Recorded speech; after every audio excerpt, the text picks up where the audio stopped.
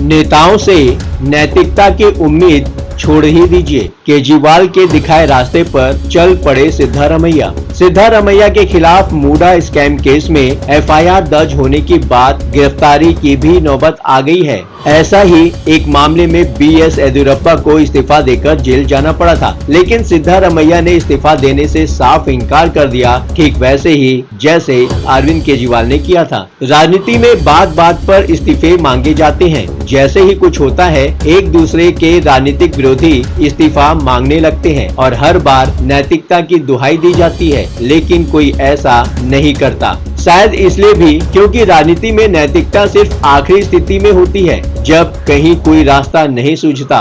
बचकर निकल पाने का कोई भी रास्ता नहीं बचता। वैसे अरविंद केजरीवाल इस बात के अपवाद बन गए हैं और बिल्कुल उसी रास्ते पर कर्नाटक के मुख्यमंत्री सिद्धारमैया भी नजर आ रहे हैं। नमस्कार, आप देख रहे हैं न्यूज कॉल 24। देश दुनिया की हर छोटी बड़ी खबर सीधे आपके स्क्रीन पर। हर दिन नए विषय, नए मुद्दों पर चर्चा, जहां हम आपको हर खबर के पीछे के असली मायने क्या हो सकते हैं बताने का प्रयास करते हैं। बात समझनी है तो पूरी सुननी होगी। वीडियो में आखिरी तक बने रहिए। न्यूज कॉल 24 के खास प्रोग्राम बात की बात में आपका स्वागत है। मैं हूं आपके साथ सुशील गिरीश। वीडियो में आगे बढ़ने से पहले आपसे निवेदन है कि न्यूज कॉल 24 को सब्सक्राइब करके वीडियो को हाइप देकर चैनल को सपोर्ट करें। आइए बढ़ते हैं खबरों की तरफ। लोकायुक्त पुलिस के एफआईआर दर्ज कर लेने के बाद भी सिद्धारमैया का फैसला नहीं बदला है। सिद्धारमैया ने साफ साफ बोल दिया है कि वो इस्तीफा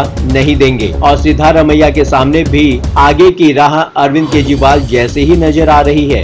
जैसे बीजेपी दिल्ली में अरविंद केजरीवाल का इस्तीफा मांग रही थी, वैसे ही कर्नाटक में मुख्यमंत्री सिद्धारमैया से भी इस्तीफा मांग रही है। लेकिन इस्तीफे को लेकर केंद्रीय मंत्री राजनाथ सिंह का बयान भी आपको याद ही होगा। 2015 में भगोड़े कारोबारी ललित मोदी की मदद करने के लिए जब विवाद हुआ तो कांग्रेस सुषमा स्वराज और वसुंधरा राजे से इस्तीफा मांगने लगी थी। तब सुषमा स्वराज केंद्र सरकार में विदेश मंत्री हुआ करती थी और वसुंधरा राजे राजस्थान की मुख्यमंत्री। ये उन दिनों की बात है जब राजनाथ सिंह और रविशंकर प्रसाद कैबिनेट के कुछ फैसलों की जानकारी देने मीडिया के सामने आए थे। तभी विवादों से घिरी सुषमा स्वराज और वसुंधरा राजे के इस्तीफे के बारे में सवाल पूछ लिया गया। राजनाथ सिंह ने भी बड़ा ही दिलचस्प जवाब दिया, नहीं, इस पर मंत्रियों के त्याग पत्र नहीं होते हैं भैया, यह यूपीए की नहीं एनडीए की सरकार है। ये शानदार जवाब सुनकर हर कोई हैरान था। जिस जवान से अक्सर ही सुचिता और नैतिकता की बातें सुनने को मिलती रही हो,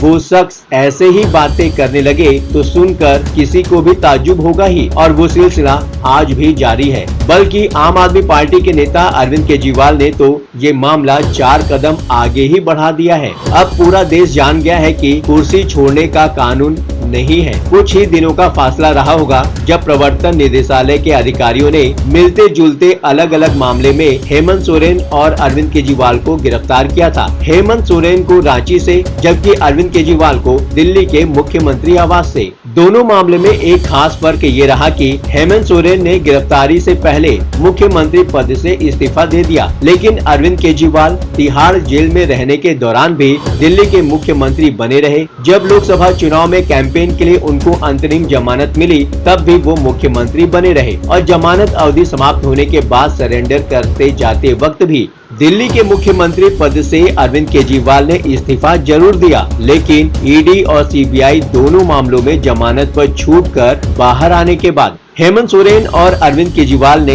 एक बार फिर एक दूसरे के उलट फैसला लिया। हेमंत सोरेन ने बाहर आते ही फिर से मुख्यमंत्री पद की शपथ ले ली, जबकि अरविंद केजरीवाल ने इस्तीफा दे दिया और अपनी नई भरोसेमंद नेता आतिशी को दिल्ली की कुर्सी सौंप दी।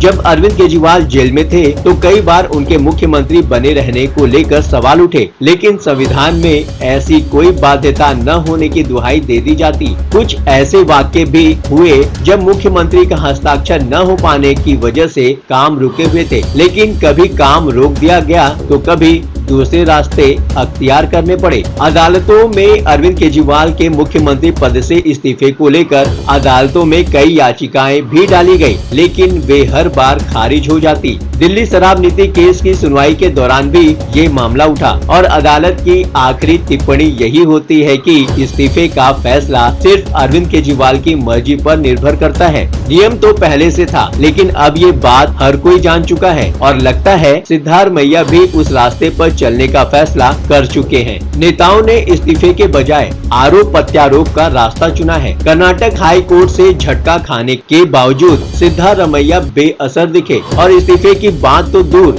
वो तो हर बात के लिए बीजेपी को जिम्मेदार बताने लगे। बोले, जहां भी विपक्षी दलों की सरकार है, बीजेपी उसे गिराने में लगी रहती है। कई जगह पर उन्हें सफलता भी मिली है, पर कर्नाटक में ऐसा नहीं होगा। सिद्धारमैया का कहना था, जनता हमारे साथ चट्टान की तरह खड़ी है। हमारी पार्टी के सभी जनप्रतिनिधि, कार्यकर्ता और आला कमान मेरे साथ हैं। अरविंद केजरीवाल केस से तुलना करें तो सिद्धारमैया कांग्रेस आला कमान और कार्यकर्ताओं के साथ साथ कर्नाटक की जनता की बात कर रहे थे। अरविंद केजरीवाल के मामले में तो आम आदमी पार्टी ने दिल्ली में एक सर्वे भी करा लिया था, जेल से सरकार चलाई जा सकती है या नहीं, और सर्वे के बाद ये भी दावा किया गया था कि दिल्ली के लोग चाहते हैं कि अरविंद केजरीवाल जेल से सरकार चलाएं, और अब तो मानना भी पड़ेगा, अरविंद केजरीवाल ने जेल से सरकार चलाकर दिखा ही दिया है।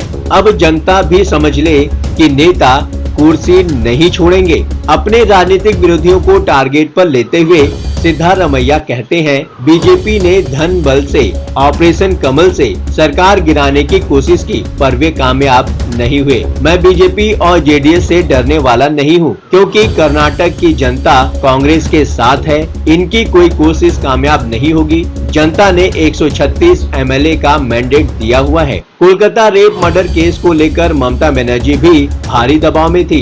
बीजेपी सड़क से संसद तक ममता बनर्जी का इस्तीफा मांग रही थी, लेकिन उनसे इस्तीफे की अपेक्षा कैसे की जाए जब वो कोलकाता के पुलिस कमिश्नर तक के इस्तीफे की पेशकश ठुकरा देती हूँ। राजनीति में नैतिकता वैसे ही नाजायज हो चुकी है। राजनीति में नैतिकता वैसे ही नाजायज हो चुकी है जैसे जंग और मोहब्बत में हर बात जायज मानी जाती रही है, और सिद्धारमैया उसी राह के नए मुसाफिर बनने जा रहे हैं। धन्य हो अरविंद केजरीवाल, जिन्होंने ऐसा रास्ता सारे नेताओं को दिखा दिया। अब तो नेताओं से नैतिकता की उम्मीद छोड़ दीजिए। अब कोई नेता कुर्सी छोड़ने वाला नहीं है जब तक वो पूरी तरह से फंस नहीं जाएगा, और अगर फंस जाएगा तो फिर नैतिकता की बातें करके वो अंत समय में अपनी कुर्सी छोड़ेगा। बातों ही बातों में मुद्दे की बात हो जाती है। अब आपकी बात नहीं रहेगी अनसुनी। आपकी सलाह, आपकी सोच और आपकी राय हमारे लिए मायने रखती है। कमेंट करके अपनी प्रतिक्रिया अवश्य दें। अभी तक आपने इस चैनल को सब्सक्राइब नहीं किया है तो देर किस बात की,